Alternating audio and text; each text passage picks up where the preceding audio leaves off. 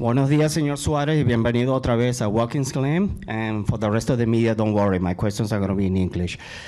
And also, my questions are going to be not related to the actual races per se, or the track, or the positions, or anything like that. But because this coming Sunday, the day after tomorrow, we start with Hispanic Heritage Month, we have two Latinos here starting in this race.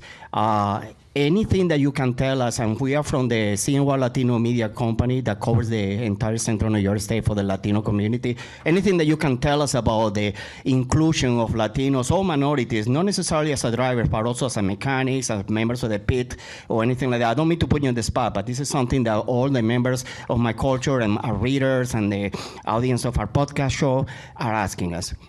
Yeah, of course. Obviously being a Latino in NASCAR, for me, is a huge privilege and also a huge responsibility.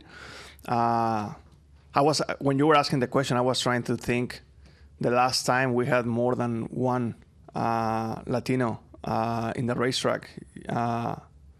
Obviously we had Eric Amirola, which is descendant of Cuba.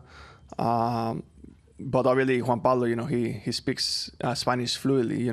He grew up in Colombia, so it's a little bit different. I feel very, very fortunate, to be one of the Latinos, and being the one that has been here for a little while. It's been a huge responsibility and a huge privilege. The Hispanic Heritage Month coming up, that's one of the months that for me personally is the most fun of the year.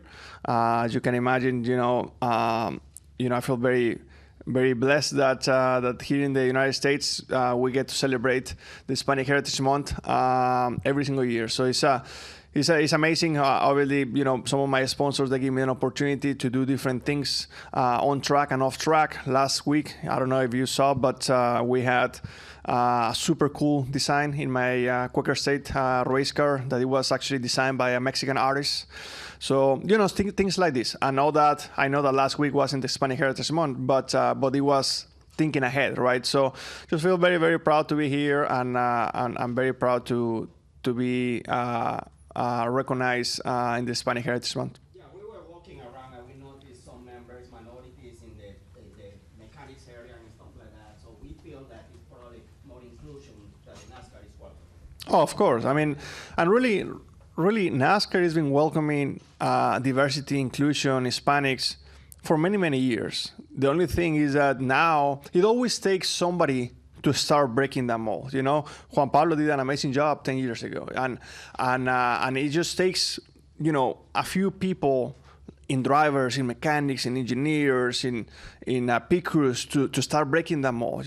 For me, I feel very, very proud every time that I go to the garage and I see my friends, that they work in front row, that they work in 2311. All these guys are Hispanic. We communicate in Spanish, and for me, they're not part of my team, but I consider them a friend just because we are together in this journey of the Latinos and Hispanics in NASCAR and diversity. So it's very special. We have definitely an interesting connection, even though that we're different teams, and I hope that just continues to grow. Obviously, in the last 5-7 years that I've been here, it has definitely grew a lot.